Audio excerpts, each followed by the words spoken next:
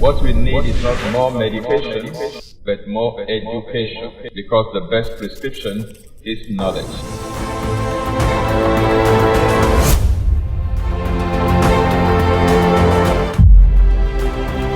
This is Exposé coming to you live from Lagos, Nigeria, every Monday on Instagram, YouTube, and Facebook simultaneously. I'm the regular host, Tony Akinyemi. Don't forget, what we need is not more medication, but more education, because the best prescription is knowledge.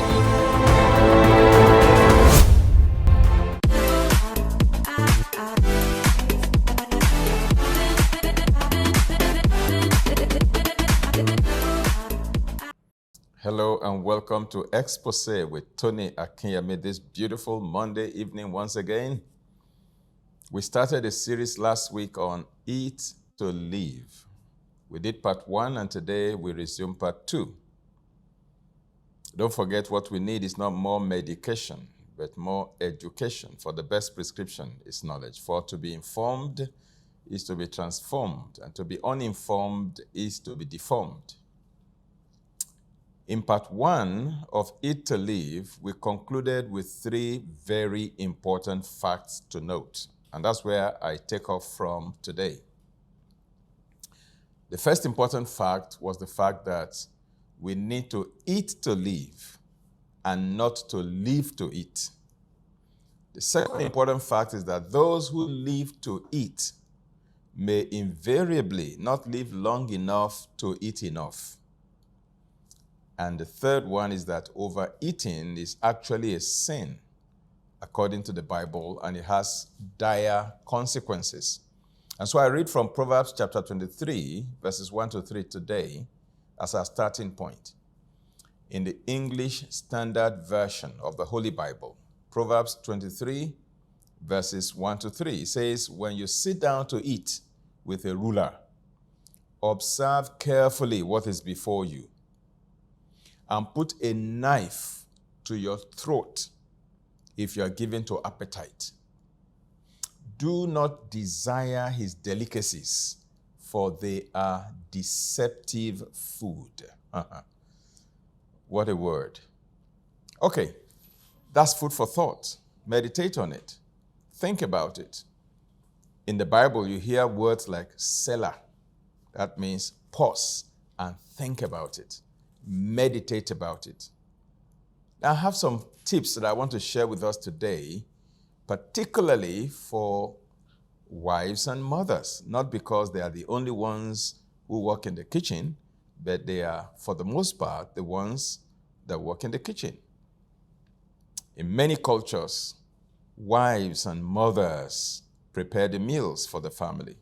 And that's why these tips are particularly for wives and mothers. Of course, husbands and fathers, and probably sons and daughters as well, uncles and aunties, can all benefit from these tips. Now, there's something I want to first of all draw our attention to, and that is the fact that a nursing mother's breast milk continues to change in its composition from the time that she delivers her baby, and as baby grows along the way. The composition of the milk of a nursing mother's breast milk continues to evolve, continues to change to meet the nutritional needs of the growing baby. In other words, if you take a particular person, a mother, who just delivered a baby, and the mother expresses milk, maybe during the first week after delivering her baby, and you take that milk to the lab to analyze the composition of that milk. Typically, it should be rich in colostrum, which is an immune-boosting kind of agent, as it were, to boost the immunity of that infant. Then 1 month later, you can take another sample of breast milk from that same mother, take it to the lab to analyze. 6 months later, take another sample of breast milk from that same mother, take it to the lab to analyze. 1 year later, take another sample of breast milk from that same mother, take it to the lab to analyze the composition, and you will notice that the composition of the nutrient profile in that mother's breast milk continues to change and adjust to meet the nutritional need of the baby as the baby is growing. Because the nutritional need of a 1-year-old baby is different from the nutritional needs of a 1-day-old baby or a 1-month-old baby. So mother's milk automatically makes that adjustment to the nutritional profile of breast milk as baby grows. So breast milk changes in its composition as baby grows. That's a natural thing that happens. Now, the mother may not even be aware of those changes, okay? Now, I believe that that is a template for us to learn from. That's why last week I spoke about age-related eating or age-specific eating. You eat according to your age or according to the season of your life. Now, God automatically programs into the body of a mother to change the composition of the milk of a baby from 1 month old to 6 months old to 12 months old and so on and so forth. Now, by the way, you're supposed to breastfeed your baby for about 18 months. 18 months, 1.5 years. Yeah, because that confers a lot of benefits. So as breast milk changes according to the age of the infant, similarly, our own diet too is supposed to change according to our age. So what I ate when I was 1 year old should not be exactly what I should be eating when I'm 10 years old, should not be exactly what I should be eating when I'm 25 years old, should not be exactly what I'm eating when I'm 40 years old or 60 years old or 70 years old. Our diet too should change as we age. Okay, now let's come back to breast milk. Why is it very critical and important to breastfeed our babies when we give birth to them, except in special cases where it's impossible for the mother to breastfeed her baby?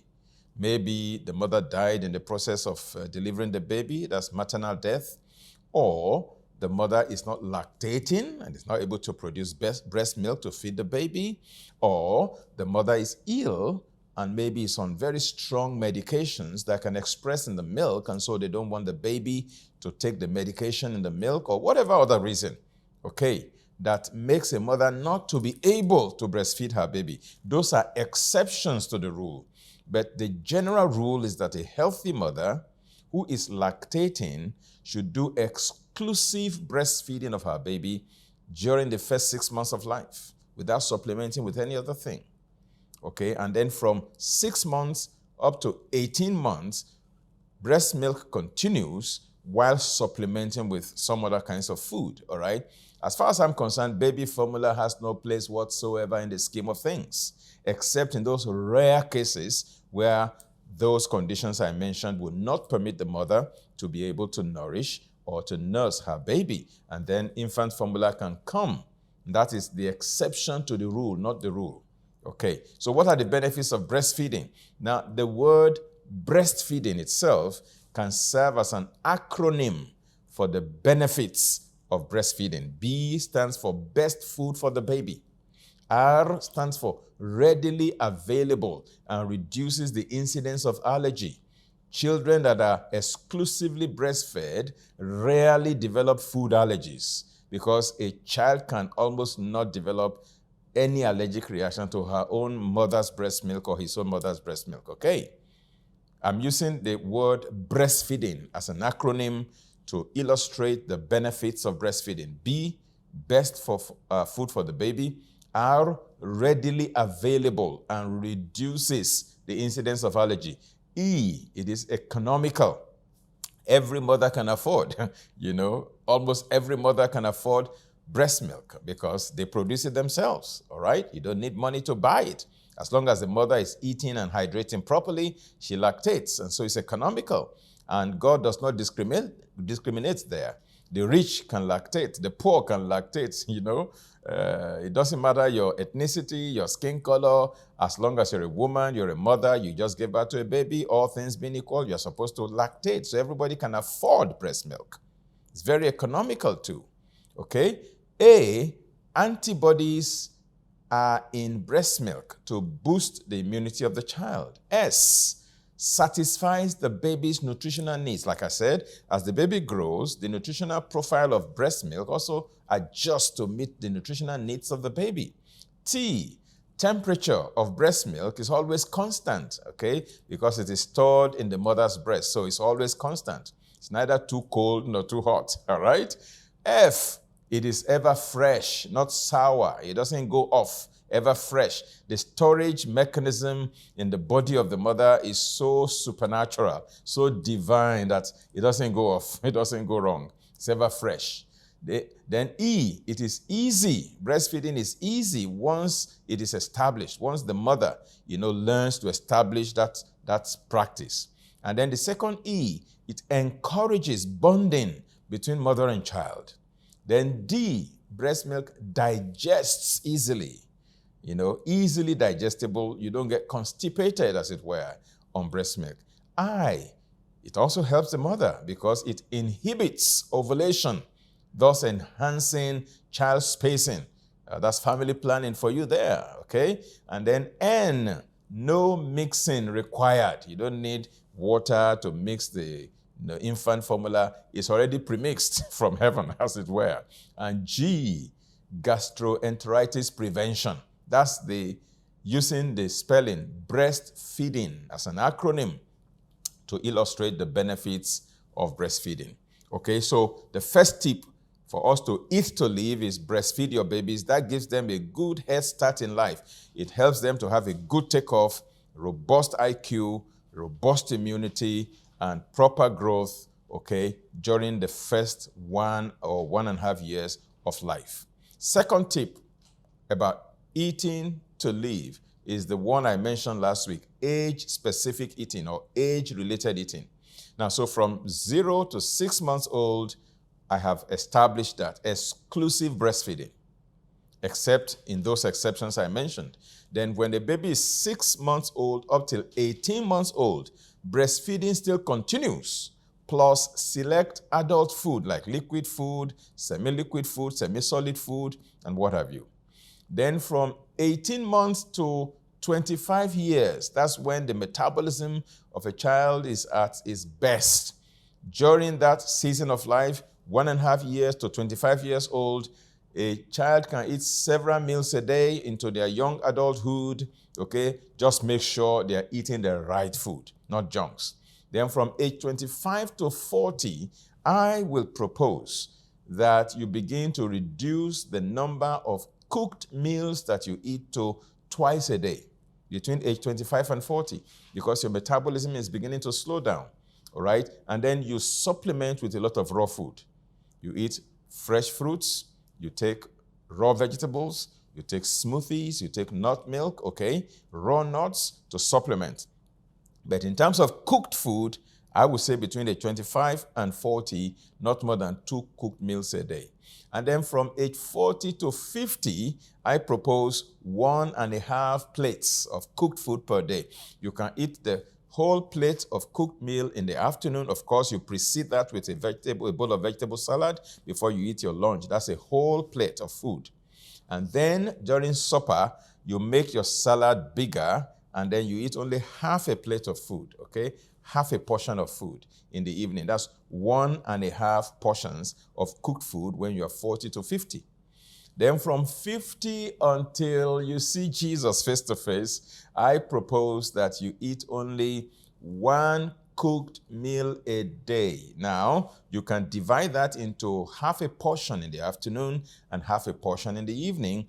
And then in the morning, you eat raw food, okay? You can take smoothie in the morning, fruit salad in the morning. You can take, soaked oats in the morning. You can take, vegetable juices in the morning and all of that. Then by mid-morning, if you want to snack, you can snack on fruits, you can snack on raw nuts. Then in the afternoon, you eat your small bowl of salad and you eat half a portion of cooked food. In the evening, you eat your bowl of salad and another half a portion of food. So if you add the half a portion in the afternoon to half a portion in the evening, that gives you 1 whole portion of cooked meal a day from age 50 and above.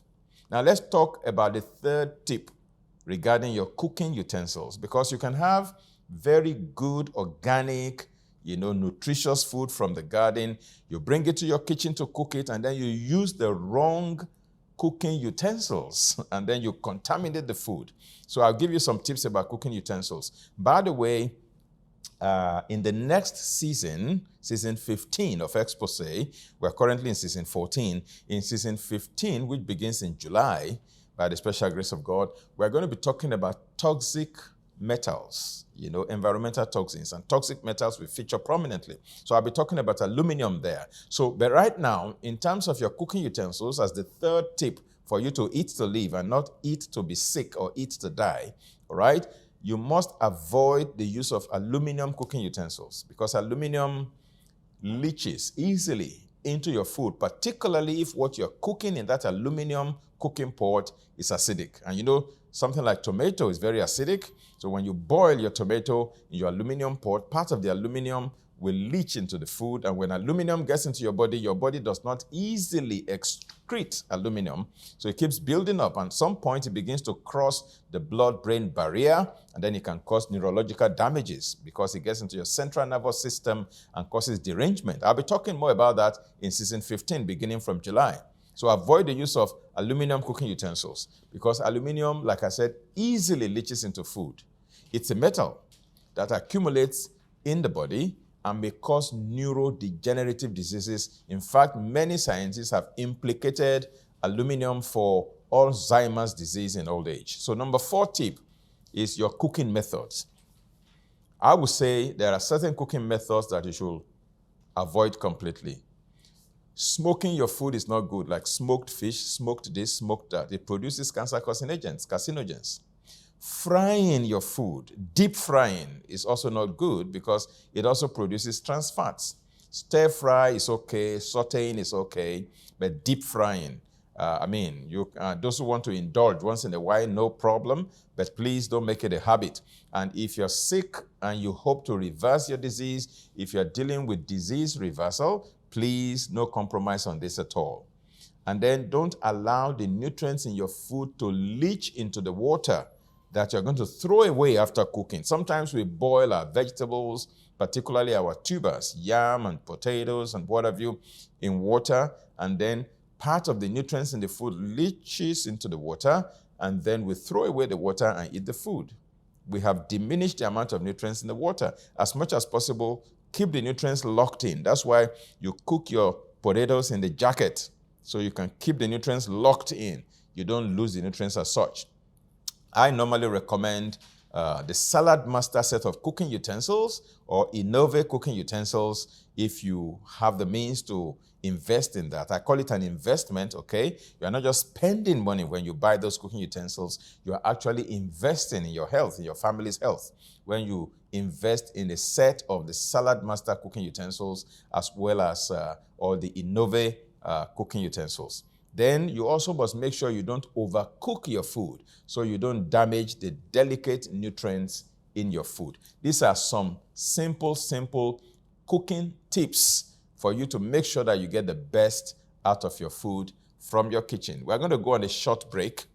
And when I come back, we will continue with tip number 5 on how to eat to live, how to make sure you optimize and maximize the benefits that you get from eating, so as to support your health and support your longevity. Don't forget, what we need is not more medication, but more education. For what the best prescription is knowledge. See you soon.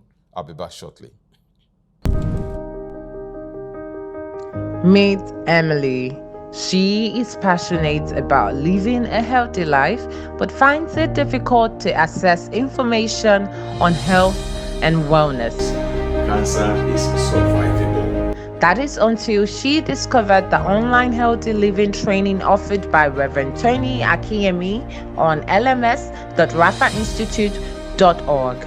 The online healthy living training program is a comprehensive interactive course that covers topics such as nutrition, fitness, stress management, and mental health. The course is designed to provide participants with practical tips and strategies to improve their health and well-being. Emily is now equipped with the knowledge and skills she needs to live a healthy life. Join Emily and countless others in living a healthy life by signing up for the online healthy living training program today.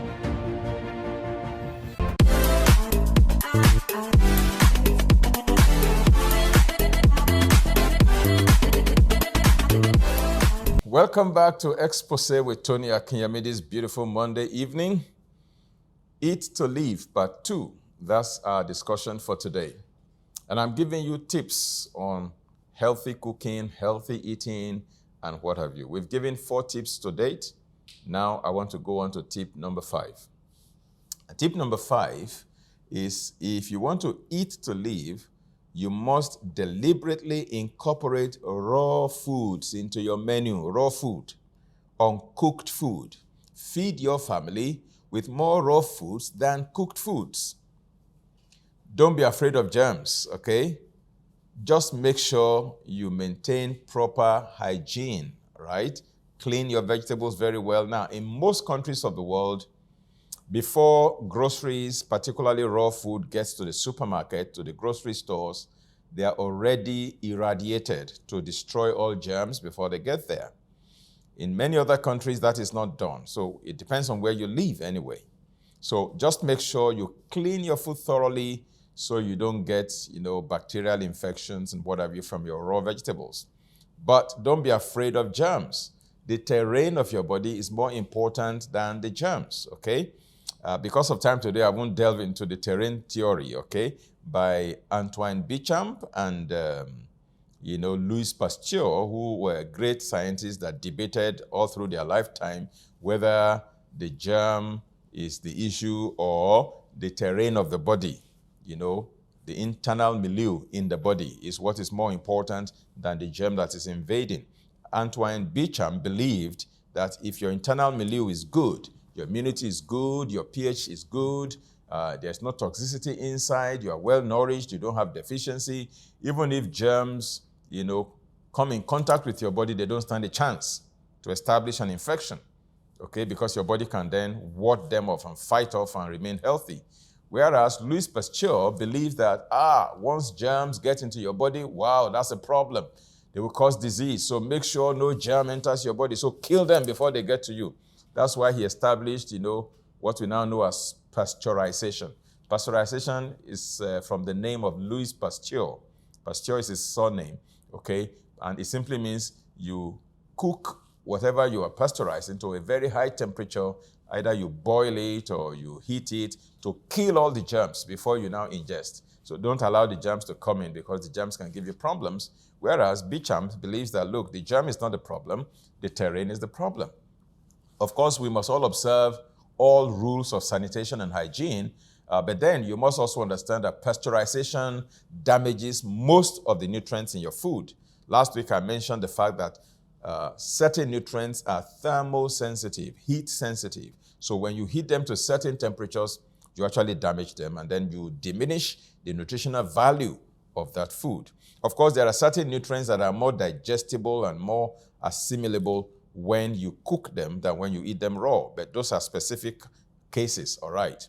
Now, the 6th tip that we'll be talking about here today is seasonings and spices, okay? We all use salt for the most part to cook, but I would suggest that you avoid refined salt, table salt, common salt in your cooking, and use sea salt or Himalayan salt moderately instead.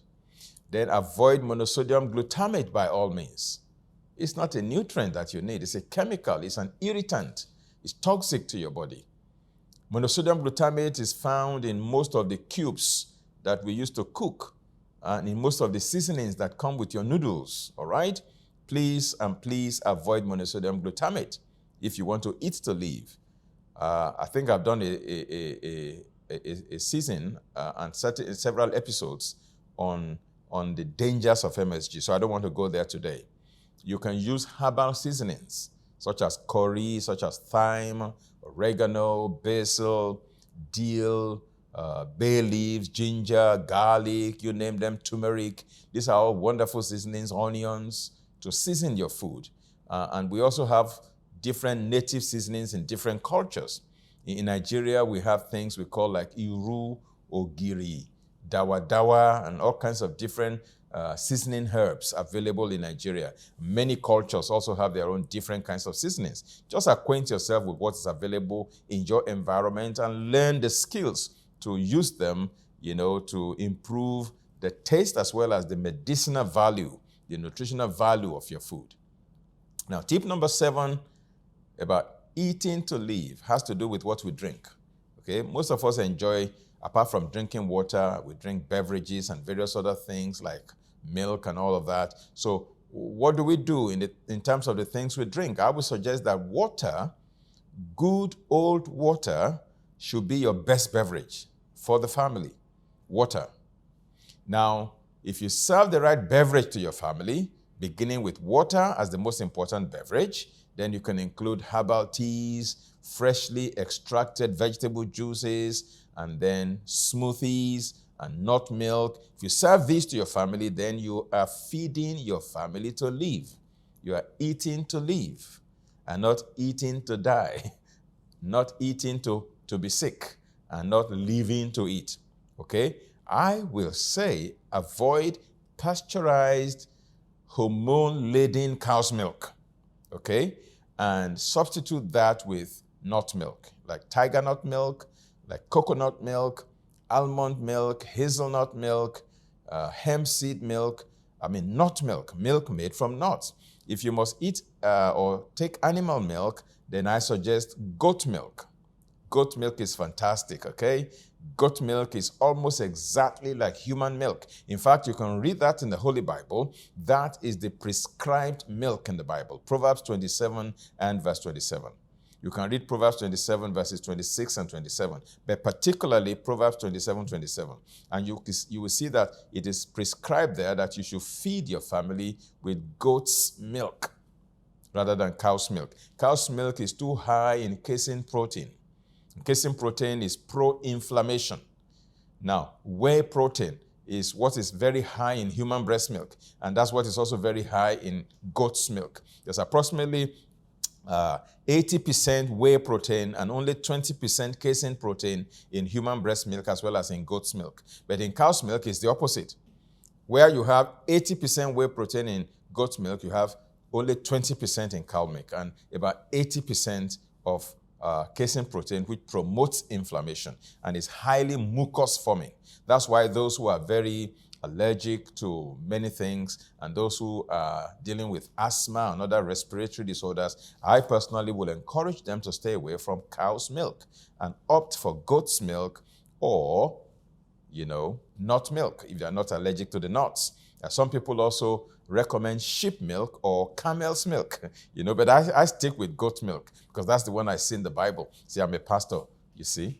So you can also learn how to make your own nut milk for your family. These are very delicious and very healthy. So the nut milks that you can make are almond milk, rice milk, oat milk, hazelnut milk, tiger nut milk, sunflower seed milk, sesame seed milk, cashew nut milk, pecan's milk, coconut milk. The list is endless. Someone may say, okay, what about soy milk? Well, I have a little reservation with soy milk for a few reasons. One, because probably 80% or more of the soy products out there today are genetically modified. They are GMO. So I'm very careful when it comes to soy milk. Okay, and then of course we know that soy milk is also very high in phytoestrogen. So again, for that reason and many more. Some people actually say the phytoestrogen is good because it displaces the stronger, human estrogen. Well, that's an argument. But for me, I want to stick with the one that I'm very certain of the science, not the one that is still being debated. All right. Now, tip number 8 is about your water purification methods. For the water you serve your family, make sure it is clean, it is pure, because there are waterborne diseases. It abounds all over the place. So protect your family from waterborne diseases. Now, insist on water purification for your home is very important, particularly if you live in a country where that is not guaranteed by government, where municipal water is not guaranteed to have been well purified before they are, piped into your homes. And then for me, I will not allow chlorine in my water. I don't like chlorinated water because chlorine is toxic. Neither will I allow fluoridation in my water. Fluoridated water for me say, no. Okay, I have my own water purification system in my house where I live, We do point of entry purification and point of use purification.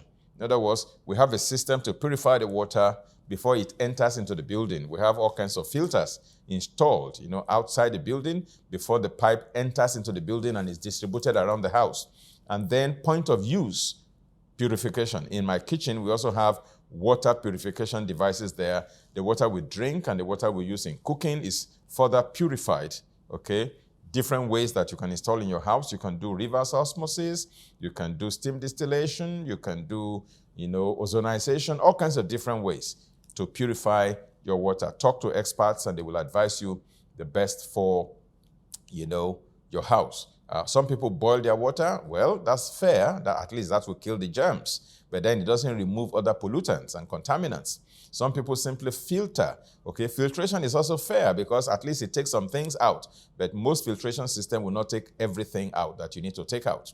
Then some people do steam distillation. Yeah, that's excellent, but then it also removes minerals from the water. So it doesn't have any mineral at all at the end of the day. It's pure, it's clean, it's water, colorless, odorless, and tasteless, but has no mineral whatsoever. So you may need to remineralize before you drink. Some people use reverse osmosis, which is a system you install under your kitchen sink, and then the faucet comes out. And you can also install Kangen machine, okay? And it has some filters as well that can filter your water before it goes into the machine, and through electrolysis, it produces, electrolyzed water that has some, alkaline water and then some acidic water. You can drink the alkaline one, you can use the acidic one to clean your vegetables and what have you.